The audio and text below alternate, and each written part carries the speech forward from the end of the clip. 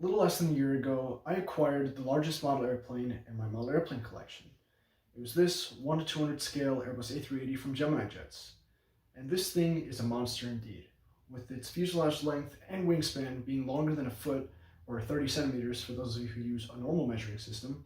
It's quite a large model, and it's pretty heavy too, at about 4 pounds. I don't know the conversion for kilograms off the top of my head, so sorry about that. But even this monster can be surpassed. And it was, today, by the Dream. Greetings, fellow airplane collectors and aviation enthusiasts from around the world. It's your host, Ray, and welcome to a very special model review. In this video, I'll be reviewing the Gemini 200 Antonov 225 cargo aircraft. This aircraft has been long anticipated by us model collectors, and finally it's starting to arrive to our doorsteps and to our favorite retailers. And I just got this today, and before I start the review, I'd like to add a personal message here. This thing is an absolute monster, and I'm very excited to review it. So in this review, I will talk about the box, then the model itself, and at the end of the video, I will give a bit of commentary about the model, my personal opinion about what I think of it, and whether or not I recommend it to other collectors, and that should be the video. This video will be quite long, since this is such a large model. It's going to be very challenging for me to handle it in order to show you all of the features I'd like to show you, so please bear with me, and I thank you for your patience. So sit back, relax, and let's get this party started. Starting off with the box is incredibly large, and as it should be because the model is also very large. It's 42 centimeters lengthwise and height-wise, and about 15 centimeters wide. I'll show you around the box now. So here's the front, bottom, one of the sides. I can't even tell which side is which anymore. Top, another side, and here's the back side. If you can try and read this, but I doubt you can read this with the camera quality. When you open up the box, you get a metal display stand, which I'm going to be completely honest here, looks pretty small for this model. Two configurations for the landing gear, one in the extended position and the other in the retracted position. Right now I have the model in the extended position, however I will show what the retracted landing gear position looks like later in the video. And last but not least, you get the Dream herself. Now for this portion of the video, I usually try and give a quick 360 of the model I'm reviewing to show collectors the features of the model and just what the model looks like. However, due to the fact that this thing is so large, it's going to be quite a challenge for me to do that. So please bear with me and I'll try my best to show you around the model. So, alright, so, yeah, my hand's going to block that. So I'm going to put it in different orientations and hold it there for a while. So the fuselage length for this model is about 39 centimeters, without including the two tails here. It includes this little bit here though. The wingspan is 44.5 centimeters, very large, and from the ground to the top of both vertical stabilizers, it's about 9 centimeters tall. Accurate to 1 to 200 scale, and as I've said a million times already, extremely large. Okay, that's assuming I think I detached the gear there, and my shot's not centered great. I'll try and show you a view from the front. That's my best go with that. And back to the start position. This model is made primarily out of die-cast metal, so it is incredibly heavy. I just performed a quick weight measurement, and while it's probably inaccurate, I received a measurement of 4.5 pounds. Starting up the review at the front of the aircraft, I'm going to talk about the fuselage first. Here we can see the nose section. Everything up here looks pretty good. Nose shape looks solid. The giant bulge here looks pretty good. I'm not sure if this is accurate here. There you can kind of see a difference in the overall shape of the nose here. There's a section here that curves, then straightens out, then curves again, then proceeds to the rest of the fuselage. Not sure if that's accurate. Seems accurate to me, so I won't complain about it. But yeah, everything up here looks pretty good. Printed detail looks fabulous. I do notice that the cargo title here, the lettering is a bit inconsistent in terms of the boldness. You can see the boldness of the C, the A, and the R are pretty well defined. However, the G and the O are a little bit less bold, so I'm not sure if that's entirely accurate, but it's a detail that I noticed. However, you can read all of the information here about the Antonov Airlines contact info. There's a phone there, a fax, and even an email, which is surprisingly readable. So printed detail on this model is fantastic so far. I'm going to try and move down the rest of the fuselage. So unfortunately, due to the design of this aircraft, this section of the fuselage is covered by the wing. So I'll do my, okay, yeah, no, I can't really show that. I will show that later. Moving to the rear section of the fuselage, that's visible at least. Here we don't have as much detail. We have this registration here, a little bit of a square, I'm not sure what that is. Something that is hard, okay, you can kind of see it. There is a little bit of a circular bulge right here that's molded into the fuselage. This is accurate, and it caught me off guard when I first felt it. A lot of these little domes are molded into the fuselage, which looks really well. I will show that later. And there is this one door right here. That's really all there is back here. Not too much printed detail in the rear section. Unfortunately, I've already spotted an issue with the paint. Here on the blue line, there is a little bit of a white paint scratch there. I'm going to assume the model was scratched or paint application didn't go on too well. So yeah, it's a very small one, but we're already seeing defects, which unfortunately Gemini does have a bad history with that. For the sake of time and for the sake of my hands, I'm not going to show the right side as I did it in detail with the left side. So here, take a moment to observe what you can on the right side of the aircraft. It's virtually the same as the left side, hence why I'm not really showing much. So yeah, take a moment to look at this. Moving on to the wings, here is the left wing of the aircraft, or the top of the left wing. The wings are pretty large, as I said earlier, and they don't really have any or too much detail on them. Of course, there is the forward slats here that are painted a reflective color, reflective gray, which looks pretty good. The only printed detail up here is this, or this kind of long rectangle that extends into the air brakes and the flaps. Looks good, no alignment issues or printing issues that I can see.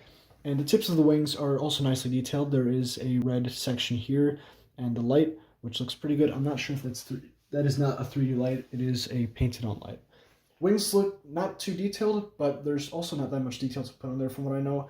So the top of the wings look solid. Here is the bottom of the right wing, and the bottom of the wings don't have any printed details. They look pretty similar to the top of the wings, except on the bottom of the right wing, there is the aircraft's registration here. Moving over to the rear section of the aircraft, here we can see the bottom of the horizontal stabilizers and the bottom end of the fuselage. Back here, there appears to be some printing with like vents. I'm not really sure what those are. Not too much detail on the bottom here. The top of the tail section and the sides of the vertical stabilizers look pretty good. The insides don't have any printed details, however the outsides have the Antonov Airlines logo and the blue and yellow of the Ukrainian flag. Moving on to the engines, this aircraft has 6 engines, which I don't think any other jet aircraft has this, which is quite impressive. And the engines look pretty good. The printed detail on them looks quite extensive, especially from the bottom, which I will show later if you didn't see that earlier. The bottom of the engines are very detailed. But you can see on the side there is lots of markings to go around. And the pylons look pretty good as well. Very nicely detailed in terms of printed detail. Something I noticed is that the innermost engine here, I think it's engine 3, does not have some of the detail that engines 1 and 2 have. Like this section right here, it's a bit more recognizable in this engine. This box right here and this little rectangle, these are not present on engine 3, so I'm not sure what happened there. Not sure if that's inaccurate or not, but it's something that I noticed. Another issue with paint application, unfortunately, on engine 1 there is a paint scratch here on the blue paint. So yeah, I am noticing a few paint scratches here and there. They're not the biggest things in the world, but given that this model is so big and very expensive as well, you do kind of expect high quality. Moving on to aerial features, this model features a combination of 3D lights, antennas, and various domes. I'm not sure if they're communications domes, sat domes, or whatnot, but they're there. So on the top of the aircraft is where most of them exist. There are 3 antennas at the front section of the aircraft, 1 here, here, and here. 3, I believe, attached, yes, these are attached domes. These are not molded into the fuselage. 1, 2, and 3 here. These 2 large structures, which were used to support the Buran space shuttle, which is what this aircraft was originally intended for. However, it became a super heavy lifter, and it did a very good job at that too. 2 more attached domes here, and an assortment of molded domes. There's the circular one that I pointed out earlier, and there's 1, 2, 3, 4, 5, 6, 7 molded domes in the rear section of this aircraft. All of them look pretty good. Attachment and centering looks pretty good. Fit with the aircraft looks very good as well. There's no gaps or noticeable marks or anything, so quality with these was very good. The bottom of the aircraft features one singular antenna, and that's towards the front portion of the aircraft right here, and it looks pretty good. Right from here, I'll move on to the landing gear. So the landing gear on this aircraft is quite unconventional if you haven't seen already. There's a ton of wheels for the main landing gear and two nose wheels, or nose gears, which I've never dealt with before, so it's quite interesting. All of the wheels roll very smoothly, which is impressive and very nice from Gemini jets, because sometimes the wheels don't roll too smoothly. And the nose gears, they roll not too smoothly, but they still roll, so that's very nice. And the wheels themselves are made out of rubber, which is also very good. They hold the model up pretty sturdily, and I will address the gear balance later in the video, so stay tuned for that. As I mentioned earlier, this aircraft comes with two configurations for landing gear, one in the extended position and the other in the retracted position, and here's what the covers for the retracted position look like. It is rather difficult to fit the covers for the main landing gear into their slots, and I should mention that both the main landing gear and the covers are magnetically attached through a pretty strong magnetic bond. However, it's not too strong to the point where you'll have difficulty removing the covers and replacing them with the gear, so that's pretty good. Same deal with the nose covers. They're magnetically attached, and they fit quite smoothly with the aircraft, as you can see, which is not too typical from Gemini these days, so that's very nice to see that they definitely took care of quality with this section. Another thing I'd like to discuss with the landing gear is that the main gear covers are not directional, so it doesn't matter which one you put in which hole, they'll fit on both sides, assuming you do it correctly and you actually get them to fit in there, because like I said, the process is rather difficult. However, the nose gear covers are directional, so it does matter which way you put them, because they are curved to fit two sides of the fuselage. The main landing gear are also directional, so you also have to be familiar with the anatomy of the Antonov 225 and how it fits with the fuselage, or the cover here fits with the fuselage, to get the positioning right. So there is no indicators on which side each gear section belongs on, which is rather irritating from a collector's perspective. That's more of a convenience thing, but it would have been very nice to see something like that. However, that is not included on this model. As I was removing the gear covers from this last demonstration, I noticed something here on the nose section of the aircraft. Here there is a scratch of paint here in the light blue, so yeah, paint didn't go too well here, and there's also a blue stain, which I'm not sure what that's from. It kind of has a textured feel to it, so I might be able to clean it off, but that was rather irritating to see, and the model is sinking into the phone. That does not help. The Antonov logo here looks good, and all the details here look pretty nice. And something I also noticed was the presence of a few, you can barely see them, but they're there, a few white stains here on the dark blue. So overall, the dark blue hasn't really had the best day in terms of paint application. While those white stains are small, they are rather irritating to see, since, I mean, this is supposed to be a very high quality model, so I understand that defects happen, but still feel like pointing them out.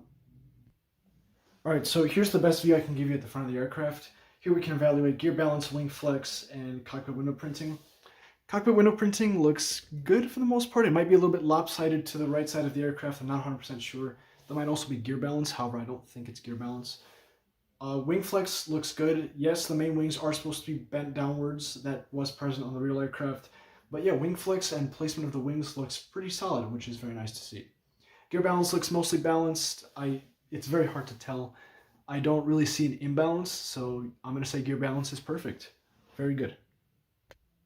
Also, I forgot to show this while showing the engines earlier. The fan blades here on the left side, they do spin. The fans do spin, kind of. Okay, this one's stiff. They're very stiff, but they do spin. And yes, the spinner spirals are the yellow color they're supposed to be. If my camera would stop adjusting the exposure. Yeah, you can kind of see the spinner spirals on there. They're not the best quality, but they're still there. Here's what the model looks like on its stand, and after a very long 15 minutes and a very arduous 15 minutes, that concludes my review. Now it's time for my personal opinion, recommendation, and my personal message that I'd like to add at the end. So this thing is nothing short of a monster in terms of size, and it's beautiful. It's a beautiful aircraft, and yeah, it's just amazing. I really like the model, and it's very nicely detailed. Quality control didn't really suffer as hard as I thought it would, or as we collectors anticipated due to it being such a large model. Because Gemini Jets has a reputation for suffering in quality control in some models, some more than others. However, this one seems to be a little bit of an exception, even though I did point out multiple paint issues here and there. Those are minor imperfections, so overall this model is still pretty solid nonetheless. And to my knowledge, this is the only time a diecast airplane manufacturer has produced 1:200 scale Antonov 225. So that's also something to give some credit to Gemini too. So for my recommendation, if you have the space, if you have the money, and if you have the patience and the muscle strength to obtain this model and take care of it, then by all means, throttles all the way forward, buy this model as soon as you can, because it's really beautiful. I like it. Quality's pretty good, and this model does have now some historic. It's always had some historical significance, since, from what I know, this is the largest jet aircraft in the world. Well, it was, and recently in 2022, it was destroyed in the war between Russia and Ukraine. And this leads into my personal message, and it's a tragedy that we have lost so many lives and so many things as a result of this war, and this unfortunately had to be one of them. There is an effort to rebuild the Antonov 225, nicknamed the Dream. That's what I was constantly referencing. The Dream for this aircraft is nicknamed the Dream, and rightfully so, because it's a miracle that it can fly. It's such a huge thing. But yeah, it was destroyed, unfortunately. There are plans to rebuild it, but it is cool that we now still have it in our memories, and we can have scale models of it, like this one. So that's very cool. So that's all I've got to say. Thank you so much for watching. This is definitely my longest model airplane review, and I'm very excited to have this model. I'm very pleased and privileged to have this model, and I hope you can get one example of this too, assuming that you have the space, time, and resources for it.